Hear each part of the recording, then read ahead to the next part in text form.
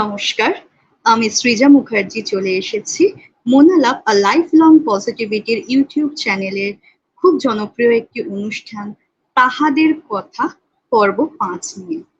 আর আজকে আমাদের বিশেষ অতিথি নম্রতা ভৌমিক। নম্রতা ভৌমিক একাধারে consultant psychologist, art based therapist, music based therapist, career councillor, school councillor. এছাড়াও আরো দুটো পরিচয় আছে, অন্টারপ্রেনার এবং মিউজিক্যাল পার্সন। নম্রতা, স্বাগত তোমাকে। অনেক ধন্যবাদ। থ্যাংক ইউ তোমাকে আমাকে তোমার এপিসোডে আনার জন্য। এখানে এসে সত্যি খুব ভালো লাগছে। Thank you so much. একটা গান কি হতে পারে এখন? তুমি কি করতে পারবে? হ্যাঁ, একদম নিশ্চয়ই। আমার তাহলে রিসেন্টলি সকাল থেকে একটা গান খুব মাথায় গুনগুন করছে। মানে কালকে আমি গানটা আবার শুনেছি নতুন ভাবে আচ্ছা, গানটা। ওটা দিয়েই শুরু করছি তাহলে। একদম। সকালের আলো মেখে চাঁদ রাস্তায় কবে দূর পেলাম আবার বৃষ্টিতে ভেজা চোখে রেলিং তাকাই কবে সুর পেলাম আবার সেই হারানো সাইকেল ডাক বলে যে গেছে সে চলে যাক নিজেকে ভালোবাসো তুমি এবার নিজেকে ভালোবাসো তুমি এবার। অসাধারণ, অসাধারণ, অসংখ্য ধন্যবাদ। নিজেকে ভালোবাসো তুমি এবার, এই প্রসঙ্গে নম্রতা কি বলবে আমাদের দর্শক বন্ধুদের? হ্যাঁ, নিজেকে ভালোবাসো তুমি এবার, এটা আমরা প্রত্যেকদিন প্রত্যেকটা সেশনেই যখন আমাদের কাছে মানুষ আসে এটাই বোঝানোর চেষ্টা করি অনেক ভাবে। কারণ আমাদের সবার লাইফে আমরা জানি স্ট্রেস আছে, আমরা কাজের জন্য অনেকেই ব্যস্ত থাকি, খুব বেশি পরিমাণে মাঝে মাঝে স্ট্রেস চলে আসে। তো তখনও নিজেদের জন্য কিছুটা টাইম যদি আমরা বার করতে পারি এবং নিজেদেরকে ভালো রাখতে পারি। প্রথম কথা, আমি অনেকগুলো কাজের সাথে যুক্ত হয়ে গেছি এখন রিসেন্টলি, তো সেখানে আমার মাঝে মাঝে কাজের প্রেশারটা একটু বেড়ে যাচ্ছে। কিন্তু এই কাজগুলো যখন আমি মন থেকে ভালোবেসে করছি, যেই মানুষগুলোর সাথে আমি কাজগুলো করছি বা যে এনভায়রনমেন্টে আমি কাজগুলো করছি সেগুলো আমার ভালো লাগছে, তাই জন্য যতটাই প্রেশার আসুক না কেন আমার কিন্তু নিজের প্রতি সেরকম খুব একটা যে আমি স্ট্রেস ফিল করছি এমনটা নয়। কাজগুলোর একটা প্রেশার আছে ঠিক কথা, কিন্তু ভালো নিজেকে আমি এই প্রসেসের মধ্যে দিয়ে রাখতে চাইছি, রাখতে পারছি। তো এই আমি বলবো সবাইকে যে আমাদের প্রতিদিন প্রতিনিয়ত আমরা যে কাজগুলো করি তার মধ্যে থেকে যদি কিছুটা সময় আমরা নিজেদেরকে দিই, এমন কিছু করি যেটা আমাদের সত্যি খুব পছন্দের কাজ, যেটা আমরা ভালোবাসি করতে। এমন অনেকেই হয় যে কিছুদিন পরে একটা খুব স্ট্রেসফুল লাইফ কাটাচ্ছেন, হঠাৎ করে কিছুটা গ্যাপ নিয়ে ঘুরতে চলে গেলেন। অবশ্যই সেটা একটা স্ট্রেস বাস্টার, সেটা একটা রিল্যাক্সের ব্যাপার। কিন্তু তার বাইরেও যখন আবার আমরা ওই লাইফটাতে ফিরে আসবো, তখন কিন্তু আমরা একই রকম স্ট্রেসের মধ্যে জড়িয়ে থাকবো। তার থেকে যদি আমরা সেই ডেইলি লাইফের মধ্যে এমন কিছুকে একটা ইন্টিগ্রেট করতে পারি যেটা আমাদের ভালো থাকাতে হেল্প করবে, নিজেদেরকে ভালো রাখতে হেল্প করবে, এবং নিজেরা ভালো থাকলে তবেই আমরা আমাদের চারিপাশের মানুষকে, চারিপাশের পৃথিবীকে ভালো রাখতে পারবো। তো এটাই আমি বলবো, নিজেকে ভালো রাখাটা খুব জরুরি। আচ্ছা, অনেক সময় আমরা এরকম জানতে পারি, বুঝতে পারি, তুমি তো মানে আমার মতোই একই রকম, আমরা যেহেতু একই প্ল্যাটফর্মে আছি, আমরা এরকম পাই, জানতে পারি কেস, যে অনেকেই বলেন আমার সাথে কেন হলো, মানে কোথাও গিয়ে মনে হয় যে আমি হচ্ছে সেই মানুষ যে যার সাথে শুধু খারাপ জিনিসই হচ্ছে। তুমি সেই প্রসঙ্গে কি বলতে চাইবে? আমি এটাই বলতে চাইবো যে আমাদের কখনো না কখনো, কোথাও না কোথাও গিয়ে আমাদের সবারই হয়তো কখনো কখনো এরকম মনে হয় যে আমাদের সাথে খারাপ হচ্ছে, বা যদি পর পর কনজিকিউটিভলি অনেকগুলো খারাপ হতে থাকে আমাদের লাইফে, তখন আমাদের এরকম মনে হতে পারে যে আমার লাইফটা বোধহয় খারাপই, আমি বোধহয় ভিক্টিমাইজ হচ্ছি, প্রত্যেকবার আমার সাথেই খারাপ হচ্ছে। সেখানে দাঁড়িয়ে এই ওভার জেনারেলাইজেশন ব্যাপারটা আমাদেরকে একটু ভাবতে হবে যে আমাদের লাইফে কি পুরোপুরি ভাবে প্রথম থেকে শুরু করে শুধু খারাপই হয়েছে, না কিছু ভালো জিনিসও ঘটেছে। এই ভালো যেগুলো আছে আমাদের লাইফে তখন সেগুলোতে এমফাসাইজ করা, সেগুলোকে হাইলাইট করা, এগুলো কিন্তু খুব প্রয়োজন। হ্যাঁ, আমাদের লাইফে একটা ফেজ যাচ্ছে খারাপের, হতেই পারে সেটা, কিন্তু এর পরে যে একটা ভালো ফেজ আসবে না তার কি মানে আছে? আমাদের লাইফ সম্পূর্ণভাবে আনপ্রেডিক্টেবল। তো সেখানে দাঁড়িয়ে কাল কতটা ভালো হতে পারে, কালকে কতটা ভালো একটা দিন আমার জীবন আমাকে উপহার দিতে পারে, সেটা কিন্তু আমরা কেউ জানি না।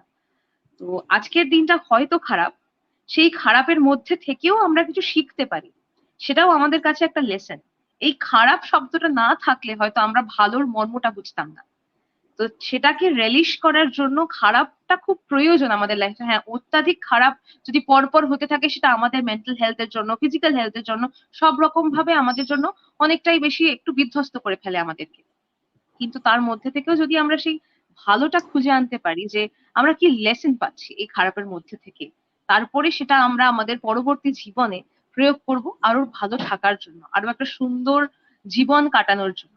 আমি বলবো এই ওভার জেনারেলাইজেশন থেকে বেরিয়ে এসে আমাদের একটু যদি আমরা লজিক্যালি ভাবি, রেশনালি ভাবি, ভালোগুলোকে এমফাসাইজ করি, তাহলে সেটা আমাদের কাছে অনেকটা উপকার হবে। একদমই। এবং আমার আরেকটা জিনিস ভীষণভাবে মনে হয় আমাদের না মানে এই অ্যাকসেপ্টেন্স এর জায়গাটা আরো নজর দেওয়া উচিত। মানে আমরা যেটা চাই আমাদের মনে হয় আমাদের এক্ষুনি সেটা পেতে হবে। কিন্তু এই জিনিসটা যদি আমরা একটু নজর দিই, আমাদের পেশেন্স যদি একটু বাড়ে, আমরা যদি চারপাশটাকে একটু ভালোভাবে বোঝার চেষ্টা করি, তাহলে হুম। মনে হয় এই জিনিসগুলোকে আর একটু আমরা অন্যরকম ভাবে ডিল করতে পারবো। আচ্ছা, একদম। আরেকটা বিষয় এর সঙ্গে ভীষণভাবে আমার মনে হয় ওতপ্রোতভাবে জড়িয়ে রয়েছে। আমরা অনেক সময় অন্যের দোষটাকে বেশি গুরুত্ব দিই। অর্থাৎ আমরা বুঝতে পারছি যখন অন্য কেউ দোষ করছেন, আমরা সেটাকে এতটা বেশি ভাবে দেখি যে নিজের দোষটা যদি করে থাকি সেদিকে হয়তো নজর দিই না, বা দিতে আমরা হুম। ইচ্ছুক থাকি না। তো সেক্ষেত্রে আমরা কিভাবে ক্লায়েন্টদেরকে বোঝাতে পারি, বা আমরা সাধারণ মানুষকে কিভাবে বলতে পারি যে আহ অন্যদের দোষটা আমরা যদি খুব বেশি গুরুত্ব না দিয়ে নিজেদেরকে দেখি, নিজেদের লুপহোলস যা যা রয়েছে সেগুলোকে আমরা মিটিগেট করার চেষ্টা করতে পারি, সেই বিষয়ে তুমি যদি কিছু বলো। হ্যাঁ, আমাদের একটা হিউম্যান নেচার হচ্ছে যে আমরা নিজেদের থেকে বেশি বাইরের জগতে বেশি মেতে থাকি বা বেশি মগ্ন হয়ে থাকি। তো নিজেদের সাথে প্রপারলি টাইম স্পেন্ড করার সময়টাই আমাদের কাছে নেই। তো আমরা নিজেদের ব্যাপারে সেরকম অ্যাওয়ারই নই যে আমার কি ভুল ত্রুটি আছে বা আমার কি ভালো দিক আছে, কোনটা ভালো কোনটা খারাপ আমার মধ্যে। প্রথম কথা তো আমার মনে হয় সেলফ অ্যাওয়ারনেসটা প্রচন্ড বেশি জরুরি আজকের দিনে দাঁড়িয়ে। তো আরো বেশি জরুরি যেখানে একজন মানুষ সবসময় অনেক কিছুর সাথে জড়িয়ে রয়েছে, অনেক মানুষের সাথে তাকে আহ প্রত্যেক দিন কনভারসেশনে যেতে হচ্ছে, একটা সোশ্যালাইজেশনে যেতে হচ্ছে। তো প্রথমে আমি যদি নিজেকে প্রপারলি না চিনি, তো বাকিদেরকে চেনাটাও খুব একটা প্রবলেম, একটা ডিফিকাল্টির জায়গা চলে আসবে। তো যখন আমরা বাকিদের দিকে অনেক সময় আঙুল তুলি বা তাদেরকে ব্লেম করি তাদের বিহেভিয়ারের জন্য, তো সেখানে হয়তো তার সেই বিহেভিয়ারটা আমি কিভাবে পারসিভ করব, সেটা কিন্তু আমার কাছে সেটা আমারই ব্যাপার। উনি হয়তো একটা বিহেভিয়ার শো করছেন, সেটা একজন একভাবে পারসিভ করছে, আমি কিন্তু আরেকভাবে পারসিভ করছি, সেটা আমার পারসেপশনের উপর ডিপেন্ড করছে।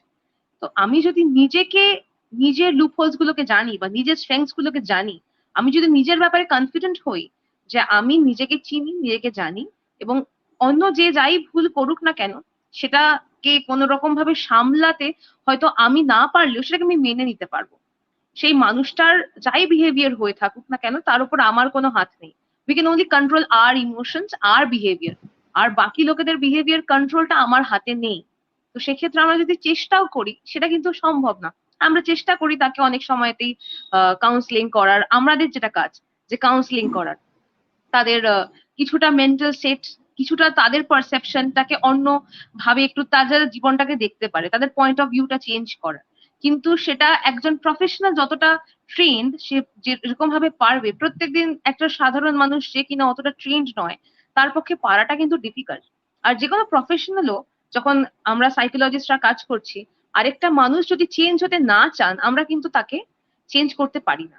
আমাদের দিকে সে যদি তার হাতটা বাড়িয়ে দেয় তবে আমরা তার হাতটা ধরতে পারি। কেউ যদি বলেন যে বা ভাবেন যে সে চেঞ্জ হবেন না, আমরা কিন্তু সত্যি তাকে খুব একটা বেশি কিছু ভাবে হেল্প করতে পারবো না, কারণ এটা একটা কোলাবোরেটিভ ওয়ার্ক।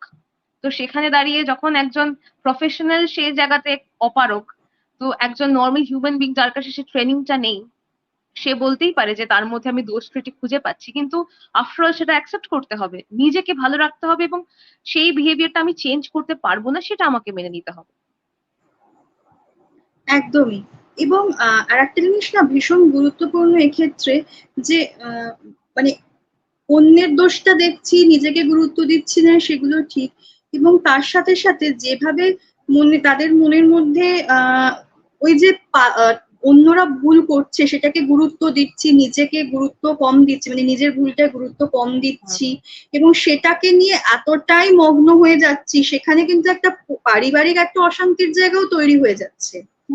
একদম। আমরা ভীষণভাবে এগুলো দেখতে পাই, পরিবারের মধ্যে হয়তো সদ্য বিবাহ হয়েছে, একটা তো চেঞ্জ হয়, একটা বাড়ি থেকে অন্য বাড়িতে আসছে, সেখানে হয়তো কোথাও মানিয়ে নিতে অসুবিধা হচ্ছে, কোথাও একটুখানি তো একটা চেঞ্জ আসে, এটা খুব মানে ধ্রুব সত্য আর কি।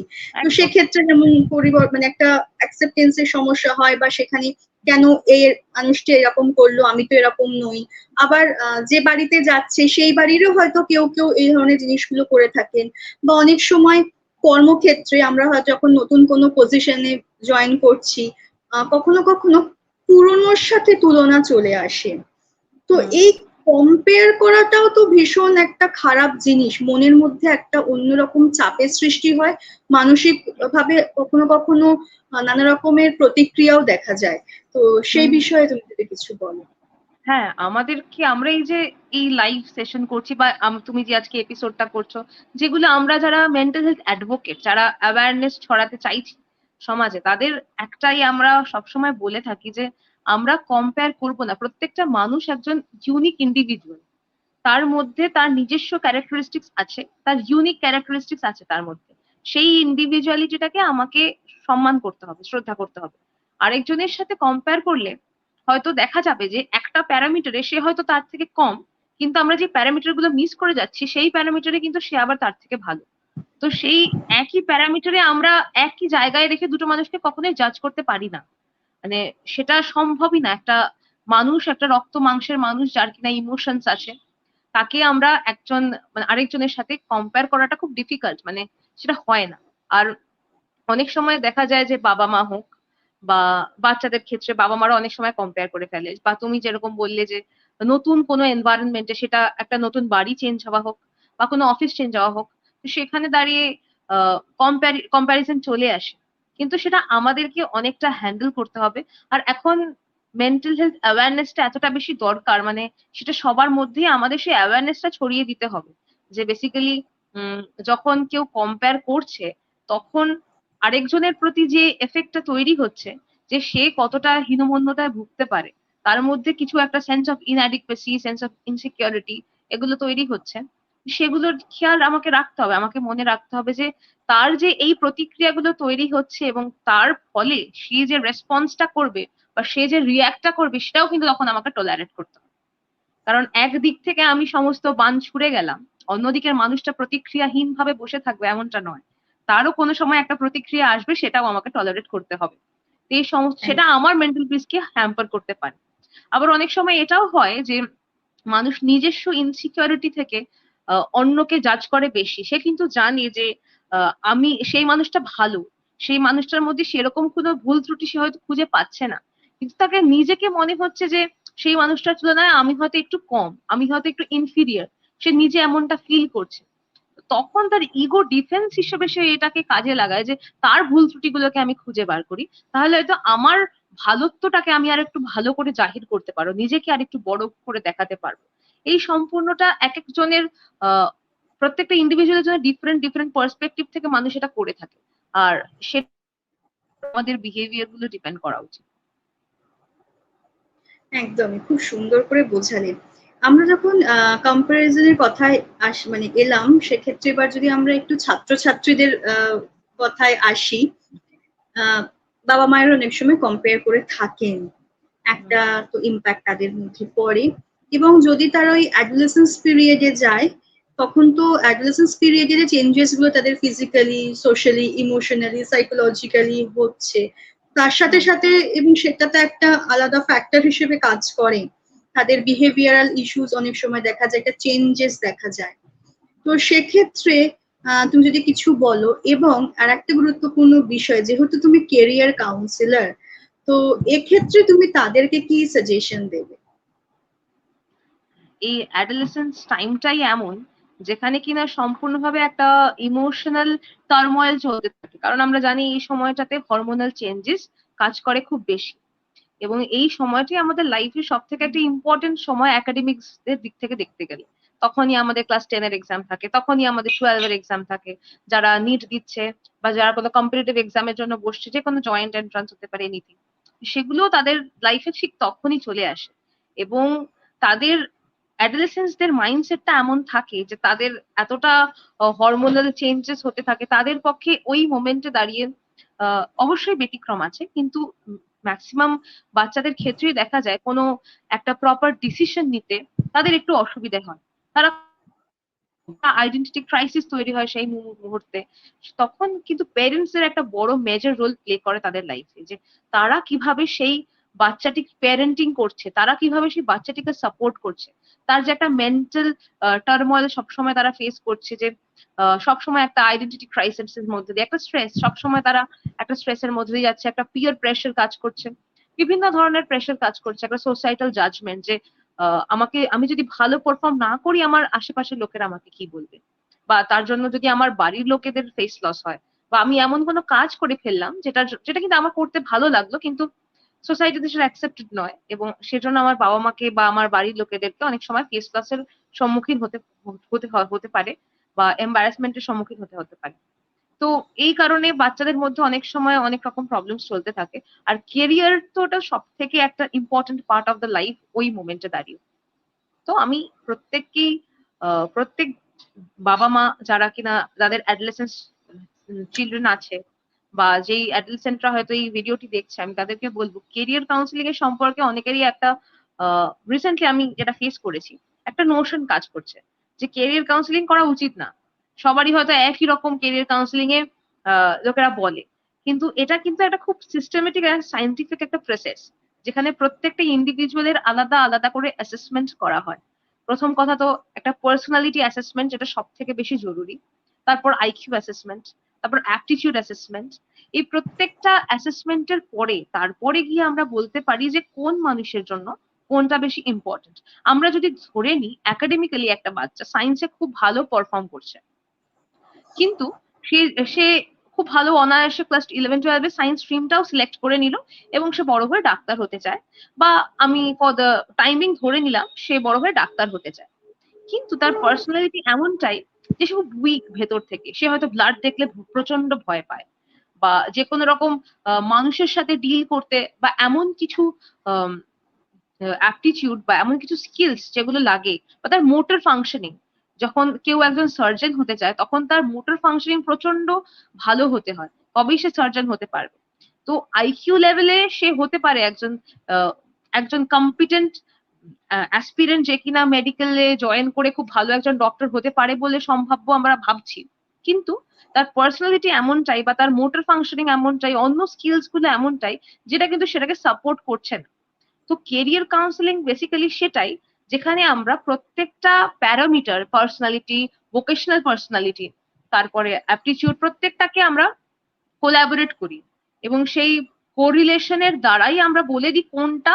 অবশ্যই 2-3টে অপশনস থাকে, তার মধ্যে থেকে তাকে চুজ করতে হয় যে which is the suitable personality, suitable career for this individual. তো এই জায়গাটা কিন্তু খুব একটা সায়েন্টিফিক প্রসেস, এই কোরিলেশনটা সব থেকে বেশি ইম্পর্টেন্ট। আমরা যদি একটা প্যারামিটার দেখি তাহলে কিন্তু সেটাতে আমরা সম্পূর্ণভাবে তাকে কেরিয়ারটা ভালো করে যে তার কাউন্সিলিংটা করতে পারবো বা কেরিয়ার চয়েসে হেল্প করতে পারবো এমনটা না। প্রত্যেকটা প্যারামিটার দেখতে হবে, সেগুলোকে কোরিলেট করতে হবে, এবং তারপরে, কারণ একটা মানুষ শুধু তার একাডেমিক্স এর দিক থেকে একটা মানুষ না, একটা মানুষের অনেক রকম ডাইমেনশনস আছে, একটা মানুষের পার্সোনালিটির অনেকগুলো ডাইমেনশনস আছে। সেই ডাইমেনশনস গুলোকে প্রত্যেকটাকে নজরে রেখে তারপরে আমরা চুজ করতে পারি যে which will be the better option for the person. তো সেক্ষেত্রে আমি বলবো যে ভেরি মাচ ইম্পর্টেন্ট, মানে যাদের মধ্যে সেই কনফিউশনটা আছে যে আমরা কি করব লাইফে। অনেক অনেক বাচ্চাই থাকে যে তারা ভীষণ ডিটারমাইন্ড, তারা জানে, তাদের নিজেদেরকে খুব ভালোভাবে চেনে, তারা সেলফ অ্যাওয়্যার, বা তাদের বাবা মারাও সেলফ অ্যাওয়্যার এবং তারাও সেই বাচ্চাটিকে সাপোর্ট করছে এবং তারাও জানে যে বাচ্চাটি ওপর সেই কনফিডেন্সটা আছে যে সে যে ডিসিশনটা নেবে সেটাতে সে সফল হবে, বা সফল যদি সে অর্থে তখনই না বুঝতেও পারে, বা সেই বাচ্চাটির উপর কনফিডেন্স আছে যে সে সেই ডিসিশনটা ঠিকভাবে নিতে পারছে। আর কারোর যদি সেটা না থাকে তবে অবশ্যই কেরিয়ার কাউন্সিলরের কাছে যাওয়াটা দরকার, যাতে তারা প্রপার একটা কেরিয়ার চয়েস করতে পারে নিজেদের জন্য। অ্যাবসলিউটলি। এবং আরেকটা জিনিস আমার মনে হয় এখানে বলা খুব দরকার, এই যে বাচ্চারা বুঝতে পারে না নিজেদের সম্পর্কে কতটা তারা নিজেদেরকে জানে চেনে, এটার কিন্তু আরেকটা জায়গা হচ্ছে এরা হয়তো কখনো এক্সপোজার পায় না। হুম, আহ আমরা বিভিন্ন কালচারাল প্রোগ্রাম গুলোতে অনেক সময় অনেক বাচ্চাদের পারফর্ম করতে দেখি, অনেক সময় হুম, আমরা দেখতে পাই চেনা মুখ বারবার আসছে স্টেজে। হুম, অনেক বাচ্চার মধ্যে হিডেন কোয়ালিটি থাকে যেগুলোকে আমরা ইম্পর্টেন্স দিই না, আমরা বুঝতেই পারি না সেগুলোকে আমরা বলি না আমরা হিরে জহরত আমরা অনেক সময় হয়তো বুঝতে চিনতে ভুল করি। তো হুম। সেই জায়গাগুলো আমার মনে হয় আহ স্কুলেরও কোথাও ভূমিকা রয়েছে, সবাইকে কিন্তু এক্সপোজার দেওয়া, তাদেরকে হ্যাঁ, পাবলিক এখানে স্পিকিং এ একটা সুযোগ করে দেওয়া। আমি একটা পয়েন্ট এখানে অ্যাড করব, যে আমরা অনেক সময় দেখি যে যেই বাচ্চারা এক্সট্রোভার্ট বা যেই বাচ্চারা খুব বেশি ফ্ল্যামবয়েন্ট ভাইব্রেন্ট, তারা একাডেমিক্যালি খুব ভালো, বা যারা ওভারঅল স্পোর্টসে খুব ভালো, বা যারা নিজেদের থেকে এগিয়ে আসছে, ইনিশিয়েটিভ নিচ্ছে, তাদেরকে অনেক সময় বেশি প্রাধান্য দেওয়া হয় এবং সেটা খুব স্বাভাবিক, কারণ তারা লাইমলাইটে চলে আসে, তারা হাইলাইটেড হয়ে যায় অটোমেটিক্যালি। কিন্তু এটা আমাদের একটা দায়িত্ব, যারা স্কুল সেট আপে কাজ করি বা যারা বাচ্চাদের সাথে কাজ করি, যে প্রত্যেকটা বাচ্চার মধ্যে যে কোয়ালিটি গুলো আছে, হতে পারে সে বাচ্চারা ইন্ট্রোভার্ট, সে নিজের থেকে এগিয়ে আসতে পারছে না, তার নিজস্ব কোয়ালিটির কথা বলতে পারছে না, বা সেটা সে জানেই না তার মধ্যে আছে। তো প্রত্যেককে যদি আমরা সেই সুযোগটা করে দিই এবং সেই ইম্পর্টেন্সটা দিই, তাহলে হয়তো সেই বাচ্চারাও উঠে আসতে পারবে, অনেকটা এগিয়ে আসতে পারবে। একদম। আচ্ছা, এরপর আমি যে বিষয়টা নিয়ে জানতে চাইবো, যেহেতু আমরা স্কুলের কথা তুললাম এবং তুমি আমি দুজনেই আমরা স্কুল সেট আপে রয়েছি, কাউন্সিলিং এর মধ্যে রয়েছি, তোমার কি মনে হয় আজ থেকে ধরো 5 বছর আগে আমরা যেরকম, অন্তত আমি যেরকম একটা আহ পরিস্থিতি একটা সম্মুখীন হতাম যে পেরেন্টরা খুব একটা অ্যাকসেপ্ট করতে পারতেন না তাদের বাচ্চার কোনো সমস্যা আছে বলে, যার জন্য কাউন্সিলিং এ আসতে হবে বা কাউন্সিলিং করাতে হবে, এখনো কি সেই সমস্যাটা তুমি ফেস করো নাকি মনে হচ্ছে যে এরকম যে না কিছুটা হলেও অ্যাওয়ারনেস বেড়েছে, তারা বুঝতে পারছেন? এখন অ্যাওয়ারনেস তো বেড়েছে, সত্যি কথা যদি বলি তাহলে আগের থেকে অনেকটা বেশি অ্যাওয়ার হয়েছে বাবা মারা, এবং অনেক ক্ষেত্রে খুব সেন্সিবল বাবা মা আমি দেখেছি, যারা কিছু সিমটমস তার বাচ্চার মধ্যে দেখেছে বা এমন কিছু বিহেভিয়ার তার মধ্যে লক্ষ্য করেছে, যেই কারণে তারা কাউন্সিলিং এর জন্য নিজেরাই এসছে। আবার অনেক সময় এটা দেখা যায়, রিসেন্টলি আমি দেখতে পেয়েছি যে খুব বেশি অ্যাওয়্যার, মানে ওভার সেনসিটিভ বাবা মা, এবং সেই বাচ্চাটির হয়তো তেমন কিছুই অসুবিধা নেই, একটি নর্মাল খুবই অ্যাভারেজ বাচ্চা যেরকম হয়, আমরা চারিদিকে দেখি একটা প্রাণোচ্ছল একটা বাচ্চা যে দুষ্টুমি করবে স্বাভাবিকভাবে, এবং সেটাকে আমরা যেহেতু এই সোশ্যাল মিডিয়ার জন্য বলো বা চারিপাশে এত রকম অ্যাওয়ারনেস হচ্ছে সেই কারণে, যাই জন্যই হোক, সেটার জন্য কিছু কিছু টার্ম খুব ভালো জেনে গেছি আমরা প্রত্যেকজন, যে হাইপার অ্যাক্টিভিটি, এডিএইচডি, মানে এগুলো অ্যাকচুয়ালি কি আমরা কিন্তু আদতে সেগুলো জানি না, কিন্তু আমরা জানি যে হ্যাঁ দুরন্ত হলেই বাচ্চা হয়তো সে এডিএইচডি হয়ে যায়, হয়তো তার অটিজম হয়ে যায়। মানে আমি যেটা দেখেছি রিসেন্টলি, আমি ধরো কোনো বাবা মার সাথে কোনো একটা বাচ্চাকে নিয়ে কথা বলছি, তো তার মধ্যে একটা প্রবল টেন্ডেন্সি থাকে যে আচ্ছা বাচ্চার কি অটিজম আছে, মানে অটিজম ছাড়া, মানে অটিজম আর এডিএইচডি এই দুটো শব্দ প্রচন্ড বেশি ভাবে ইউজ হয় একটা বাচ্চার। অটিজম অনেকগুলো ফ্যাক্টরকে দেখার পরে সে অটিজম আছে কিনা প্রপার ডায়াগনোসিস করে সেটা বোঝা যায় অ্যাসেসমেন্টের পরে, কিন্তু প্রথমেই ধরে নাও আচ্ছা একটা বাচ্চার কিছু রকম অসুবিধা হচ্ছে বিহেভিয়ার, ও তার মানে তার অটিজম আছে বা এডিএইচডি আছে, এবং সেটার থেকে একটা বিভিন্ন রকমের অ্যাংজাইটি তৈরি হয় বাবা মাদের মধ্যে, এবং তারপর মানে তাদের অ্যাকসেপ্টেন্সের জায়গাটাও যেমন একটু মানে প্রবলেম হয় মাঝে মাঝে মেনে নিতে, সেটাও ঠিক, কিন্তু তার থেকে বেশি তারা ওভার সেনসিটিভ, মানে বাচ্চাটির মধ্যেও সে অ্যাংজাইটিটা ঢুকিয়ে দিচ্ছে যে তার মধ্যেও হয়তো কিছু সমস্যা রয়েছে, এবং সেটার জন্য তাদের পিয়ারদের মধ্যে অনেক রকমের প্রবলেম তৈরি হচ্ছে, কারণ পিয়াররা তো ভাবছে ও আমাদের থেকে আলাদা, ও নিজেও ভাবছে যে আমি বোধহয় বাকিদের থেকে আলাদা। তো সেই জায়গাটা যদি আমরা আরেকটু সচেতন হই, যে অ্যাজ এ প্যারেন্ট আমাদের যদি সেই সচেতনতাটা আরেকটু থাকে, যে আমরা গিয়ে একজন প্রফেশনাল সাথে কথা বললাম, প্রথমেই আমরা একটা কনক্লুশন ড্র না করে, মানে এটা অনেক সময় যে কোনো রকম ডক্টরের কাছে গেলেও অনেক সময় আমরা নিজেরাও করে থাকি, যে আমরা কিছু সিমটম দেখলাম, বললাম আচ্ছা আমাদের তো এটা হয়েছে, ডক্টর বলে দেওয়ার আগেই। তো এটা এই জিনিসটা বাচ্চাদের সাথে হলে ওদের একটু, এটা যেহেতু মেন্টাল হেলথ, সেক্ষেত্রে mental health itself is a very sensitive topic. তো বাচ্চাদের কাছে সেই সেন্সিটিভিটিটা আরেকটু বেশি সেন্সিটিভ হয়ে থাকে। তো ওই কারণে একটু যদি আমরা জিনিসটাকে আরেকটু লজিক্যালি রেশনালি ভেবে চিন্তে হ্যান্ডেল করি, তাহলে আর একটু বেটার হয় বাচ্চাটির জন্য।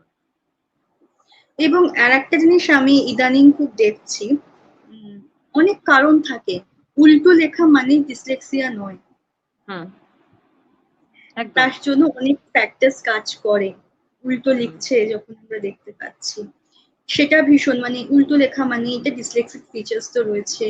কিন্তু পরে দেখা যাচ্ছে, আজকেই ইনফ্যাক্ট আমি আহ, বুঝতে পারলাম যে এনভায়রনমেন্ট একটা ম্যাটার করছে, কোপ আপ করার একটা ব্যাপার ম্যাটার করছে। যে মুহূর্তে সে কমফোর্টেবল ফিল করছে, যে মুহূর্তে সে মনে করছে যে না আমি এই মানুষটার কাছে গেলে আমার অনেক কিছু, আমি রিল্যাক্স থাকবো, তখন সে স্মুথলি সবকিছু করতে পারছে। কিন্তু হুম, যখন তার মধ্যে একদম। কোথাও একটা ভয় কাজ করছে, সে আর পাঁচজনের মধ্যে নিজেকে হয়তো একটু প্রকাশ করতে পারছে না, বা নিজেকে হুম, অর্ডার আউট মনে করছে, তখন কিন্তু অনেক কিছু ভুল হয়ে যেতে পারে। আমাদের কিন্তু এই জিনিসগুলোতেও সচেতন থাকা উচিত। খুব হুম, সহজে এই কোনো কিছুকে আমরা নাম না দিয়ে আর কি, এই জায়গাগুলো কিন্তু আমাদের প্রত্যেকের, আমাদের ভীষণ ভাবে যত্ন নিয়ে দেখা উচিত। আর একটা জায়গা, কোনো বাচ্চা হয়তো রিডিং নাই করতে পারে, হুম, পারছে না, আমরা আছি তাদের সাহায্য করার জন্য, স্পেশাল এডুকেটররা রয়েছে। হুম, কিন্তু অনেক সময় শুনতে দেখা যায় দ্যাট ইজ লার্নিং গ্যাপ। হুম, এই যে ভ্রান্ত ধারণাটা, এটাও বোধহয় ভাঙার সময় হয়েছে। হুম, মানে সে যে পড়তে পারছে না, সে রুট কজটা আমাকে তো খুঁজে বার করতে হবে, কেন পড়তে পারছে না, কোন জায়গাটাতে অসুবিধা হচ্ছে, আমি কিভাবে তাকে হুম, শেখাতে পারবো। ইনস্টেড অফ দিস, আমি যদি তাকে বলি তার লার্নিং গ্যাপ সে পড়ে না বলে হচ্ছে, সেটা কিন্তু হুম, খুব সহজে একটা কনক্লুশন ড্র করে কাউকে কাঠগোড়ায় দাঁড় করিয়ে দেওয়া। এই ছোট ছোট জায়গাগুলোকে না আমাদের আরো সহানুভূতি দিয়ে যত্ন সহকারে দেখতে হবে বলে আমার মনে হয়। আমার মনে হয় তুমিও আমার সাথে একমতই হবে। একদম। আর আমরা এমন একটা প্রফেশন থেকে বিলং করি, স্পেশালি যেখানে আমাদের অ্যাকসেপ্টেন্স, আর আমাদের পাশাপাশি যারা স্পেশাল এডুকেটরও আছে তাদেরও, মানে এই অ্যাকসেপ্টেন্সের জায়গাটা প্রচন্ড, এমপ্যাথি, এই দুটো জিনিস প্রচন্ড ভাবে প্রয়োজন। এটা এই প্রফেশনে আসলে সেটা একটা মানে এই প্রফেশনের একটা পার্ট। এটা যদি না থাকে বা এটা যদি কম থাকে কারোর মধ্যে, সেটাকে একটুখানি ইমপ্রুভ করতে হবে, নাহলে আমাদের নিজেদের মধ্যেই একটা কখনো এমন মনে হতে পারে, যদি একটা বাচ্চা, মানে সব বাচ্চা তো একরকম হবে না, কেউ একটু কম পারবে, কেউ একটু বেশি পারবে। এবার আমরা যদি, অনেক সময় আমি দেখেছি এমনও হয় মানুষের মধ্যে, যে একটা বাচ্চা কম পারছে, অনেকদিন ধরে তার প্রতি আমরা হয়তো এফর্টটা দিচ্ছে, কিন্তু সেই এফর্টের রেজাল্টটা যখন কেউ দেখতে পাচ্ছে না, তখন একটা প্রচন্ড ফ্রাস্ট্রেশন চলে আসছে। সে অ্যাকসেপ্টেন্সটা নেই যে প্রত্যেকটা বাচ্চা আলাদা, তার রিসেপটিভ পাওয়ারটাও আলাদা, আমি যতটা এফর্ট দিই তারপরেও থেকে যায় তার রিসেপটিভ পাওয়ার। সেটা সে নিজের মতন করে বুঝবে, প্রত্যেকের বোঝার ধরনটা আলাদা। তো এই অ্যাকসেপ্টেন্সটা নিজেদের প্রতিও খুব প্রয়োজন, একটা বাচ্চার প্রতিও খুব প্রয়োজন। একদম। আচ্ছা, এবার আমরা একটু অন্য বিষয়ে আলোচনা করি।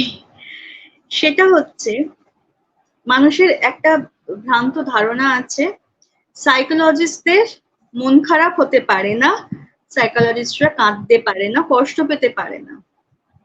এই স্টেটমেন্ট গুলোর জন্য তুমি কি বলবে?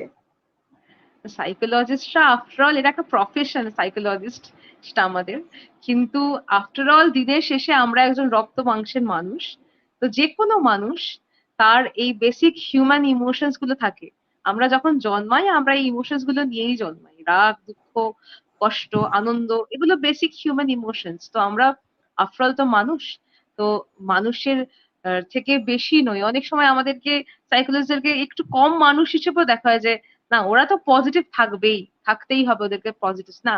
এটা আমাদের প্রফেশনের একটা পার্ট, যেখানে আমরা নিজেদেরকে নন জাজমেন্টাল রাখি, যেখানে আমরা চেষ্টা করি যে পজিটিভ রিগার্ডস, যতটা আনকন্ডিশনাল পজিটিভ রিগার্ডস আমরা দিতে পারি। কিন্তু আমাদের নিজেদের একটা পার্সোনাল লাইফ আছে এই প্রফেশনটা ছাড়াও। তো সেই পার্সোনাল লাইফে আমরাও ভুল করি, যথেষ্ট প্রচুর ভুল করি, অজস্র ভুল করি। আমরা মানুষ, আমরা ভুল করবো, আর ভুল করেই আমরা শিখি। তো এই ভুলের কারণেও অনেকে অনেক রকম বলে যে আফটার সাইকোলজিস্ট কি করে ভুল করতে পারে, সেই কথাটাও শুনতে হয়। কিন্তু আহ, ভুল তো আমরা করবোই।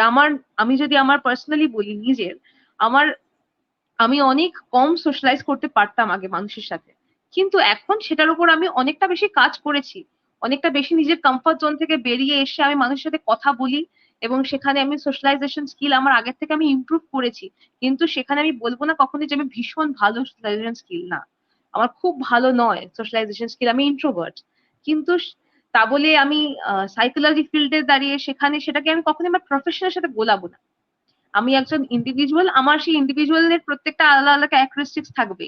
কিন্তু আমি যখন একজন প্রফেশনাল হিসাবে কাজ করছি, সেই প্রফেশনে আছি, তখন সেই প্রফেশনে যে এথিক্স গুলো আছে, সেখানে আমাকে আমার স্ট্যান্ডার্ড যা মেনটেন করতে হয় সেগুলো আমি মেনটেন করে, এথিক্স মেনটেন করি কাজটা করব।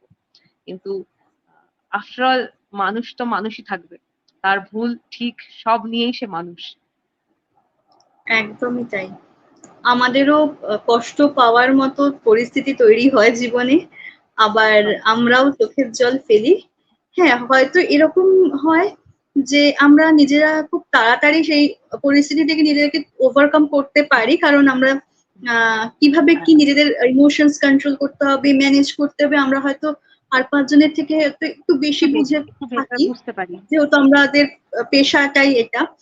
কিন্তু আহ, অনুভূতি আমাদেরও আছে, আমাদেরও কষ্ট হয়, দুঃখ হয়, মন খারাপ হয়।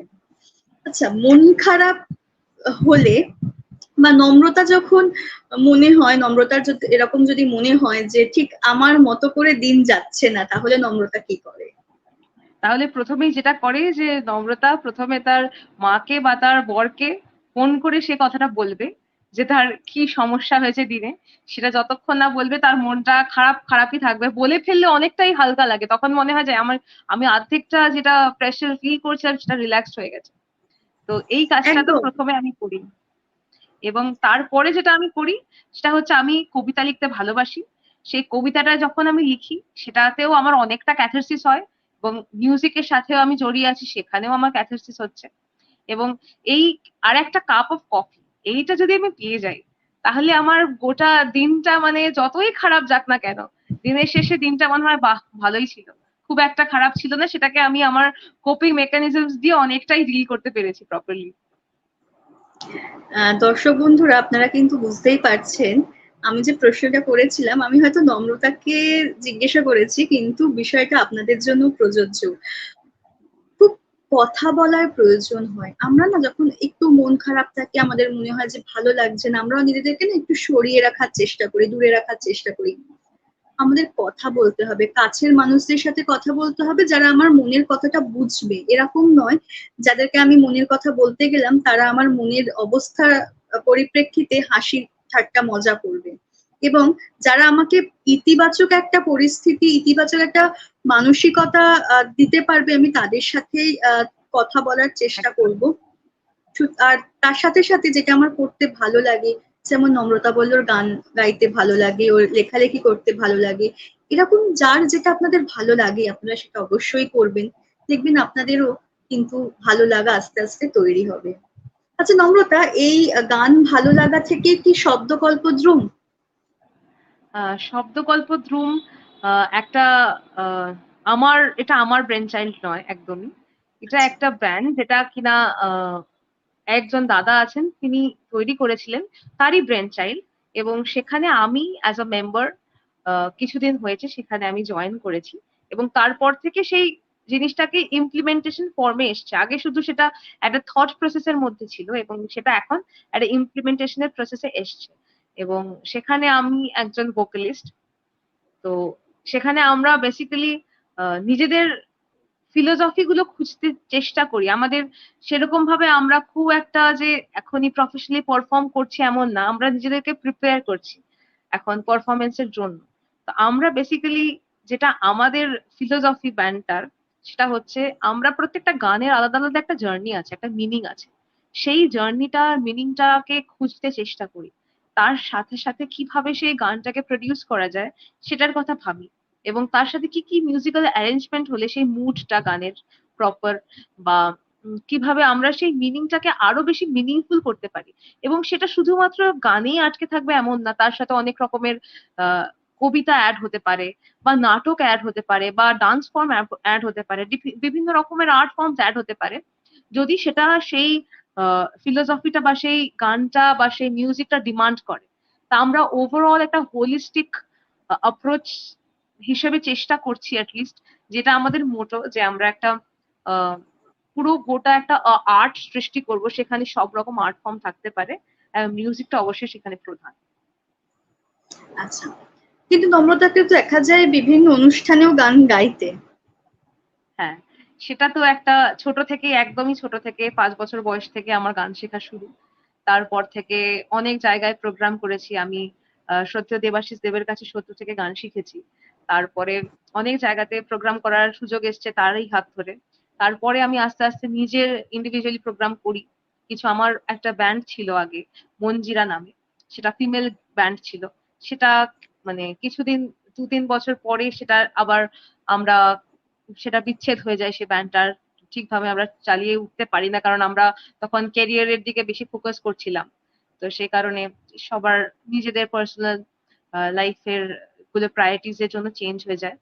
এবং তারপর অনেকটা গ্যাপ, তারপর আমি শুধু নিজে ইন্ডিভিজুয়ালি পারফর্ম করতাম, এবং তারপর অনেকটা গ্যাপের পর আগের বছর আমি শব্দ গল্পদ্রুমের সাথে অ্যাটাচড হই। কারণ আমার মনে হয় এই আর্ট ফর্মটা এমনই একটা জিনিস, মিউজিক আমার কাছে এমনই একটা জিনিস যেখানে আমি একা একা করলে নিজে ঠিক সমৃদ্ধ হতে পারছিলাম না। আমার কিছু লাইক মাইন্ডেড পিপল প্রয়োজন, যাদের সাথে আমি যদি 1টা ঘন্টা বসেও কিছু গান করলামই না, কিছু ডিসকাশন করলাম গান নিয়ে, বা জাস্ট কিছু মিউজিক নিয়ে কথা বললাম, সেখানেও আমরা অনেকটা বেশি এনরিচড হই, আমরা মিউজিক্যালি অনেকটা বেশি কানেক্টেড হই। এবং সেটা সত্যি কথা বলতে সেটা আমার একটা স্ট্রেস বাস্টার হিসেবে কাজ করে। তো সেখানে আমি এই জিনিসটাকে, এই ব্যান্ডটাকে নিয়ে আমরা ভাবছি এগিয়ে যাওয়ার কথা, এবং নিজে প্রফেশনালি ইন্ডিভিজুয়ালি আমি কাজ চালিয়ে যাচ্ছি এখনো, যেখানে সুযোগ আসছে। হ্যাঁ, প্রফেশনের জন্য বা লাইফে আরো অনেক রকম প্রায়োরিটিস আসার জন্য সেটা একটু কমে গেছে হয়তো, বাট সেটা আমি যতটা সম্ভব চালিয়ে নিয়ে যাওয়ার চেষ্টা করছি। একদম। খুব, খুব ভালো প্রচেষ্টা। এবং আমার ভীষণ যেটা ভালো লাগে বিভিন্ন জায়গায় গিয়ে, গিয়ে যে পারফর্ম করার যে ব্যাপারটা, মানে আমার ভীষণ ভালো লাগে এই বিষয়টা। নম্রতাকে অনেক সময় মডেল হিসেবেও দেখতে পাওয়া যায়। হ্যাঁ, মানে আ সেটা এখন পাস্ট টেন্স হয়ে গেছে যেহেতু, কারণ এখন আর নম্রতা আমি মডেলিং অতদিন করে না। দেখতে পাচ্ছি না। হ্যাঁ, কারণ আগে তার মনে হয়েছিল যে একটা জিনিস সে বেশ আকৃষ্ট ফিল করেছিল, যে আমি বেশ অ্যাট্রাক্টেড একটা প্রফেশনের প্রতি, তো করে দেখি লাইফে যেন কোনো রকম রিগ্রেট না থাকে। তো সেই জিনিসটা করেছে, এবং করার পরে তার ভালো লেগেছে, একটা ভালো লাগার ফিলিং নিয়ে সেই জিনিসটা থেকে সে আপাতত বিরতি নিয়েছে। কারণ আপাতত অন্য জিনিস এঙ্গেজ হয়ে গেছে, বেশি প্রায়োরিটি সেট হয়ে গেছে। তো কুকি মডেলিং থেকে সে, থ্রেডস, হ্যাঁ, বিরতি নিয়েছে। কুকি থ্রেডস নিয়ে কিছু বলো। কুকি থ্রেডস, এত রকম জিনিসে এঙ্গেজ, মানে নিজেরই মাঝে মাঝে অবাক লাগে। তো কুকি থ্রেডস হচ্ছে বেসিক্যালি, এটা আমার হাজবেন্ডের ব্রেন চাইল্ড, কিন্তু তারপর আমরা দুজনে মিলে জিনিসটাকে অনেকটা চেষ্টা করেছি করে তোলার। এটা আমাদের আপাতত একটা ই কমার্স ওয়েবসাইট, যেখানে আমাদের বিভিন্ন রকমের, আমরা যেটা প্রথম দিন থেকে আমাদের মোটো ছিল যে এই আবার ইন্ডিয়ান কালচার, ইন্ডিয়ান আর্ট, সেটাকে আমরা প্রমোট করব। আমাদের সেই ডিজাইনস গুলোকে প্রমোট করা হবে। যেমন আমাদের সব থেকে প্রথম যে ডিজাইনটা করা হয়েছিল, সেটা হয়েছিল একটা কালারিপায়েট্টুর একটা এনশিয়েন্ট ওয়ারিয়ার্স বলে একটা, কালারিপায়েট্টু যেই মার্শাল আর্টের ফর্মটা রয়েছে সেটার একটা, সেখান থেকে ইন্সপায়ার ডিজাইন। তার আরেকটা হচ্ছে থেয়াম কথাকলি, যেগুলো আমরা জানি যে সাউথের কিছু ডান্স ফর্মস, তো সেগুলো থেকে ইন্সপায়ার হয়ে আমাদের সেই ডিজাইনস গুলো করা। এগুলো আমাদের এক্সক্লুসিভ কিছু ডিজাইন, যেগুলো আমরা একদম প্রথমেই ভেবেছি। তো এই ওয়েবসাইটটা যখন বিল্ড হচ্ছিল আস্তে আস্তে, সেই প্রসেসটা দিয়ে আমরা অনেক কিছু শিখেছি। প্রথমে শুরু করার সময় ভেবেছিলাম যে বাহ, একটা ওয়েবসাইট বানাবো, সেখান থেকে আমরা আমাদের কিছু কন্টেন্ট ক্রিয়েট করব, এবং কিছু টি শার্টস আছে বা যাই হোক, সেটা আমরা একটা বিজনেস ফর্মে চালাবো। কিন্তু যখন আমরা সেই প্রসেসটা শুরু করলাম, তখন দেখলাম জিনিসটা এতটাই মানে সিম্পলিস্টিক নয়, এটা প্রচন্ড বেশি হার্ড ওয়ার্ক, এটা বরং যেটা ফুল টাইম কাজের সমান হার্ড ওয়ার্ক লাগে। কিন্তু সেটা আমরা আপাতত, আমার মাও এটাতে ইনভলভ, আমার ফ্যামিলি পুরোটাই ইনভলভ। তো সেখানে ওরা দাঁড়িয়ে প্যাকেজিং, প্রিন্টিং, বাকি যা যা কাজ হয় সেগুলোতে তারাও হেল্প করে দিচ্ছে, কুরিয়ার সার্ভিস সবেতেই হেল্প করে দিচ্ছে। আমাদের অনেকটাই কাজের লোড কমে গেছে, কিন্তু ইনিশিয়ালি অনেকটা বেশি ছিল। তো সেটাই বলবো যে এটা আমাদের একটা নতুন ভেঞ্চার, যেটা নিয়ে আমরা খুবই এক্সাইটেড। আমরা জাস্ট নতুন শুরু করেছি, এটা 2 মাস হবে। হ্যাঁ, স্টার্টিং করেছিলাম প্রায় 1.5 বছর শুরু হয়ে গেছে, 1.5 বছর আগের থেকে এটা ফরমেশনটা স্টার্ট হয়েছে, কিন্তু জিনিসটা লাইভ হয়েছে এই 2 মাস হবে। তো আফটার অল মানে এটা আমাদের নিজেদের একটা চাইল্ডের মতন দুজনে মিলে শুরু করেছি। তো ফিঙ্গার ক্রসড, আশা করছি যে এটাও ভালোই হবে, ভালোই যাবে জিনিসটা। ফাউন্ডার ডিরেক্টর নম্রতা ভৌমিক, মেন্টাল হেলথ সোসাইটি। হ্যাঁ, এটাও নিজেদের মানে এটা আমার খুব একটা ইচ্ছে ছিল অনেক দিনেরই, যে আমি আফটার অল এমন একজন মানুষ যেখানে একটা স্ট্রাকচার সিস্টেমে কাজ করতে আমার খুব অসুবিধা হয়। তো সেখানে আমি নিজের কিছু একটা করতে চেয়েছিলাম যেখানে আমি আমার প্রফেশনটাকে নিয়ে এগিয়ে যাব, কিন্তু আমি কোনো স্ট্রাকচার্ড ওয়েতে কোনো অর্গানাইজেশনে অতটা নাও ইনভলভ হয়ে যাতে থাকতে পারি, I can do it my own way. তো সেখানে দাঁড়িয়ে এই জিনিসটা মাথায় আসে, মেন্টাল হেলথ সোসাইটি। তো আপাতত সেটার একটা আমরা রেজিস্টার করেছি ওটা আইএসও এবং এমএসএমই এর সাথে। তো কিছু ওয়ার্কশপস এর চিন্তা ভাবনা আছে, আমরা কন্টেন্ট ক্রিয়েশন করছি আপাতত, কিছু workshops, online workshops, offline workshops, সবকিছুরই চিন্তা ভাবনা আছে, এবং আশা করছি সেটাও ভালো যাবে। এটাও জাস্ট একদম নতুন একটা ইনিশিয়েটিভ। তো দেখা যাক, আফটার অল এতগুলোকে সামলে যদি প্রপারলি এটাকেও সুন্দর টাইম দিয়ে করতে পারি, তাহলে নাথিং লাইক দ্যাট, তাই মনে হয়। আমরা না, আমার মনে হয় আমরা চাইলে আমরা সবকিছু করতে পারি যদি আমাদের ওই ভেতরের ইচ্ছেটা আমরা জাগিয়ে রাখতে পারি, এবং স্বপ্ন যদি আমাদের তাড়া করে আমরা সব পারি। কারণ আমি নিজেও এই জায়গাটা কোথাও গিয়ে মনে হচ্ছে, যখন মোনালা লাইফ লং পজিটিভিটি খোলার কথা ভাবলাম, নম্রতা কিন্তু আমাকে খুব সাহায্য করেছে, স্বীকার না করলেই নয়, মোনালা খুলতে। তো তখন মনে হয়েছে ব্যাপারটা খুব সহজ, কারণ মানুষ তো সৃজা মুখার্জিকে চেনে, মানে অনেকেই চেনে, 8 বছর হয়ে গেল কাজ করছি। কিন্তু কোথাও মনে হলো আবার যেন শূন্য থেকে শুরু করলাম, ঠিক 8 বছর আগে যেখানে শুরু করেছিলাম।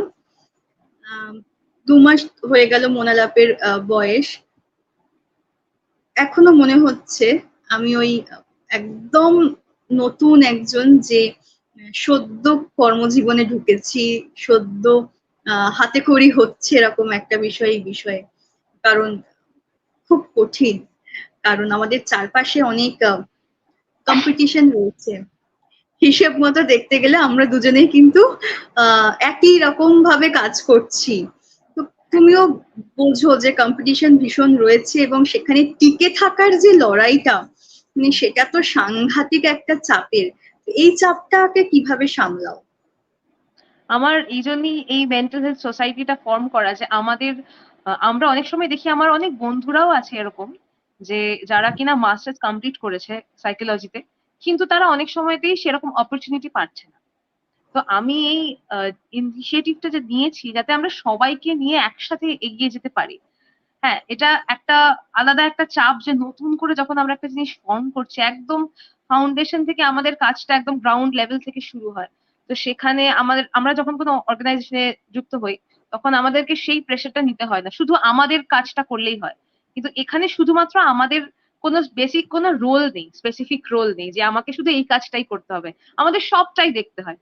তো সেই জায়গাতে দাঁড়িয়ে একটা আহ নিজে যেমন ফ্রিডম আছে যে আমি সম্পূর্ণ ইন্ডিপেন্ডেন্টলি কাজটা করতে পারবো, আবার অনেক বার্ডেনও চলে আসে, অনেক এক্সপেকটেশন চলে আসে। কোনো কোনো দিন খুব লো মনে হয় যে আজকে অনেক কাজ করে ফেলেছি, বা আজকে অনেকটা স্ট্রেস নিয়ে ফেলেছি, কিন্তু তার পরের দিন মনে হয় যে এই কনসিস্টেন্সিটা মেনটেন করলে তবেই আমরা হয়তো একটা জায়গায় গিয়ে পৌঁছতে পারবো, নিজেদেরকে যেখানে দেখতে চাই হয়তো তার কাছাকাছি কোথাও একটা যেতে পারবো।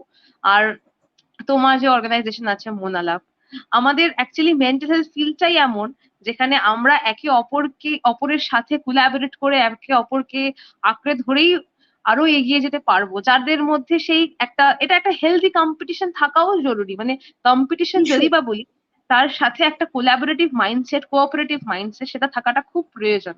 আফটার অল আমরা হিউম্যান বিং, আমরা মেন্টাল হেলথ নিয়ে কাজ করছি। তো সেখানে সেরকম সেই মেন্টাল স্টেটটা আমার মনে হয় আমাদের মধ্যেই থাকা উচিত, যেখানে আমরা একে অপরকে হেল্প করতে চাইবো, হেল্প করতে পারবো। কারণ হিউম্যান নেচার আমার মনে হয় যে লাস্টে কিছুই পড়ে থাকে না জীবনে, লাস্টে যেটা পড়ে থাকে সেটা হচ্ছে আমাদের যেটা কাজ। আমরা নিজের ভেতর থেকে ফিল করি একে অপরের জন্য, আমাদের হিউম্যান ক্যারেক্টারিস্টিক্স গুলো পড়ে থাকে, তারপরে আমাদের অ্যাচিভমেন্ট। তো এই জায়গাতে আর একটা দাঁড়িয়ে আমার বিষয়, আর একটা বিষয়, বলো। হ্যাঁ, আর একটা বিষয় আমরা যেটা তোমার কথার সাথে সংযোজন করব, সেটা হচ্ছে আমাদের মূল উদ্দেশ্য। ধরো মেন্টাল হেলথ সোসাইটি বলো, মোনালাভ বলো, বা আরো যত মেন্টাল হেলথ রিলেটেড অর্গানাইজেশন রয়েছে, আমাদের সবার উদ্দেশ্য কিন্তু মানুষের মধ্যে অ্যাওয়ারনেস একটা ক্রিয়েট করা, যাতে তারা শরীরের সাথে সাথে মনের যত্ন নিতে শুরু করেন। মনের কোনো সমস্যা হলে যাতে ছোঁয়াচে বলে দূরে সরিয়ে না রাখেন, কাছে টেনে নেন, সমস্যাগুলো যাতে সমাধান করতে সহযোগিতা করেন। অনেক সময় পাড়া প্রতিবেশী, বাড়ির মানুষজন দূরে সরে যায়, তো সেই পরিস্থিতিগুলো আর যাতে তৈরি না হয়, তারা যাতে একটা সুন্দর পরিবেশ পায়। এবং অনেক সুযোগ সুবিধা রয়েছে, যারা মানসিক কিছু সমস্যার মধ্যে দিয়ে যাচ্ছেন, বা এমন অনেক সমস্যা রয়েছে যেখানে কিন্তু সরকার থেকে বা অন্যান্য আরো সংস্থা সহযোগিতা করতে পারে। তো এই বিষয়গুলো যাতে আমরা রিপ্রেজেন্ট করতে পারি সাধারণ মানুষের কাছে, সেই জন্যই তো আমাদের এই কাজ। তো মূল উদ্দেশ্য যদি মেন্টাল হেলথ অ্যাওয়ারনেস হয় এবং মানসিক স্বাস্থ্য যাতে প্রত্যেকের ভালো থাকে হয়, সেক্ষেত্রে কিন্তু আমাদের সকলকে একসাথে কাজ করতে হবে। হতে পারে তোমার কোনোদিন কোনো মাসে খুব ভালো হলো, আমার হলো না, বা আমার কোনো মাসে ভালো হলো, তোমার হয়তো অ্যাভারেজ হলো, কিন্তু কোথাও গিয়ে আমাদের এটাই স্যাটিসফ্যাকশন থাকবে যে না, আমরা কোনো মানুষকে সুস্থতার দিকে এগিয়ে নিয়ে যেতে পেরেছি, তাকে ভালো রাখতে পেরেছি।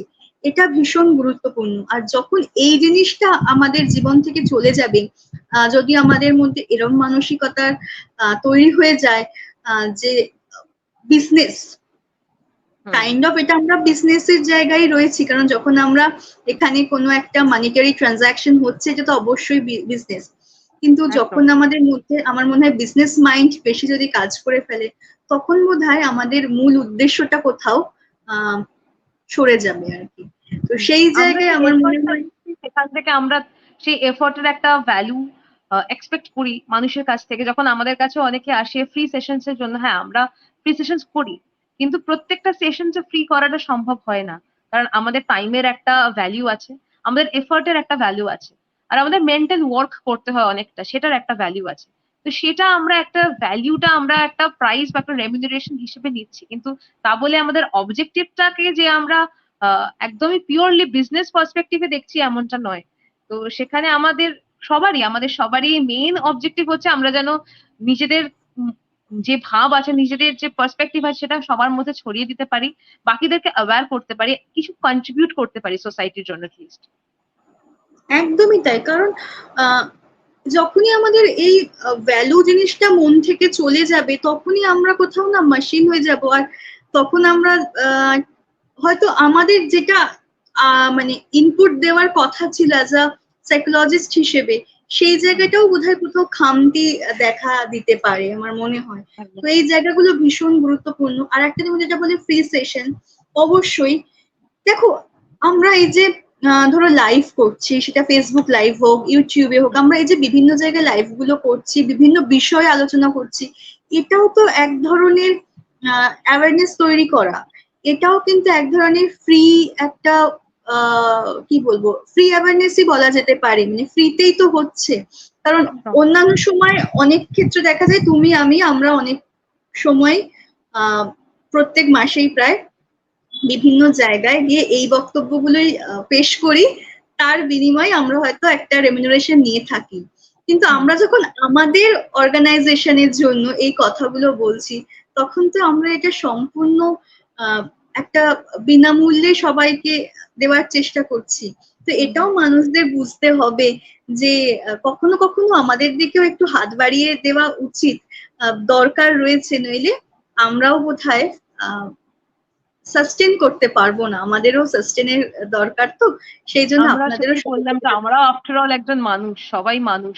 তা আমাদেরও একটা মোটিভেশনের প্রয়োজন হয় দিনের শেষে। তো সেই মোটিভেশনটা যদি একটা প্রলং পিরিয়ড ধরে না পাই, তাহলে সাস্টেন করাটা খুবই ডিফিকাল্ট। একদম একদম।